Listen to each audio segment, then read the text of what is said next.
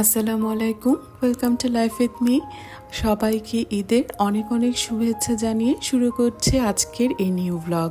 প্রতিবারই ঈদের আগে অথবা স্পেশাল কোনো অকেশনের আগে আমার বাসায় এরকম ফুল নিয়ে হাজির হয়, কিন্তু এবার ঈদে আমরা ঢাকায় থাকছি না বলে ফুলগুলো নিয়ে খুব টেনশন হচ্ছিল যে এসে দেখবো যে একদম ঝরে পড়ে গেছে।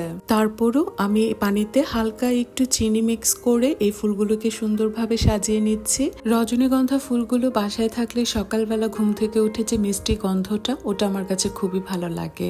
আর এই তো ঈদের দিন সকাল সকাল আমরা নামাজ শেষ করে রওনা দিয়ে দিলাম আমার শ্বশুরবাড়ির উদ্দেশ্যে। বাবা মা এখন ঢাকায় থাকায় প্রায় অনেক বছর ধরেই আমাদের আর গ্রামের বাড়ির দিকে যাওয়া হয়নি। আর এবারটা যেহেতু ওনারা ওদিকে ঈদ করছেন, তাই আর এই সুযোগ মিস না করে আমরাও রওনা হয়ে গেছি গ্রামের বাড়ির উদ্দেশ্যে। খুব সকাল সকাল আমরা রওনা দিয়েছি বলে আমাদের কারো নাস্তা করে বের হওয়া হয়নি। আর আমি এইদিকে ব্রেডের সাথে নাটালা মিক্স করে বক্সে করে নিয়ে এসেছিলাম সবার জন্য। এই ব্রেকফাস্টটা আমার তেমন একটা ভালো না লাগলেও বাচ্চারা কিন্তু দারুণ খুশি হয়ে যায়। আমরা অলমোস্ট 3.5 কি 4 বছর পর আমরা ওদিকে যাচ্ছি। আর এখানকার রাস্তাঘাটগুলো এত সুন্দর হয়ে গেছে, দেখেই ভালো লাগছিল। আর রাস্তায় যেতে যেতে স্ন্যাক্স তো মাস্ট। আমরা চিপস খেতে খেতেই যাচ্ছিলাম আর গান শুনতে শুনতে যাচ্ছিলাম। উত্তরবঙ্গে জ্যামের কথা নিশ্চয়ই আপনারা সবাই জানেন। ওই দিকে ঈদের দিন পর্যন্ত প্রচুর জ্যাম ছিল, আর তাই আমরা ঈদের দিন সকাল সকাল বের হওয়ার ডিসিশন নেই। আর সত্যি কথা বলতে আমাদের এই ডিসিশনটা একদম পারফেক্ট ছিল, কজ অনলি 3 আওয়ার্সেই আমরা একদম বগুড়া চলে গিয়েছি।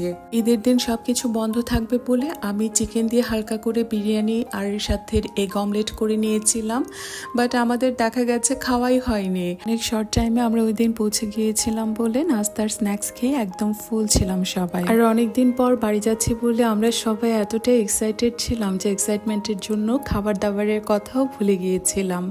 রাস্তায় যেতে যেতে দেখছি অলরেডি অনেক জায়গায় কুরবানি হয়ে গেছে। আর এই জায়গাটা ছিল বগুড়া সে ঐতিহ্যবাহী সাতমাথা, যেখানে 7টা রাস্তা একসাথে এসে মিলেছে। বগুড়াতে কিন্তু মহাস্থানগড়, বেহুলা, লক্ষিন্দরের পাশের ঘর সহ আরো অনেক দর্শনীয় জায়গা আছে। আবার আমাদের কালচার, ল্যাঙ্গুয়েজ এগুলোর সাথেও ওদের এখানকার তেমন কোনো মিল নেই, কিন্তু তারপরে সব মিলিয়ে আমি খুব এনজয় করি। অবশেষে আমরা দেখতে দেখতে গ্রামে পৌঁছে গেলাম, আর পৌঁছেই দেখি চারপাশের এই অপার সৌন্দর্য, গ্রামীণ জীবনযাপন আর গ্রাম বাংলার এই প্রাকৃতিক পরিবেশ, এই সব কিছু আমাকে অনেক টানে। মাঝে মাঝে মনে হয় শহুরে জীবন বাদ দিয়ে গ্রামীণ এই পরিবেশে বাকিটা জীবন পার করে দিলে কতটাই না ভালো হতো। কিন্তু আমাদের সবার জীবনে কিছু না কিছু দায়বদ্ধতা, সীমাবদ্ধতা এগুলো কিন্তু থেকেই যায়। আর এর জন্যই আমাদের ইচ্ছে অনিচ্ছাগুলোকে আমরা অনেক সময় স্যাক্রিফাইস করে থাকি। আর আমার কাছে এটাই হচ্ছে জীবনের মূলনীতি। বাড়িতে যেয়ে দেখি মা একা হাতে আমাদের সবার জন্য বিশাল আয়োজন করে রেখেছেন।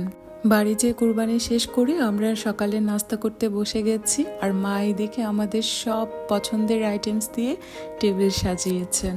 গ্রামে গেলে যে ফ্রেশ ফ্রেশ খাবারগুলো খাওয়া হয় তার টেস্টই আলাদা।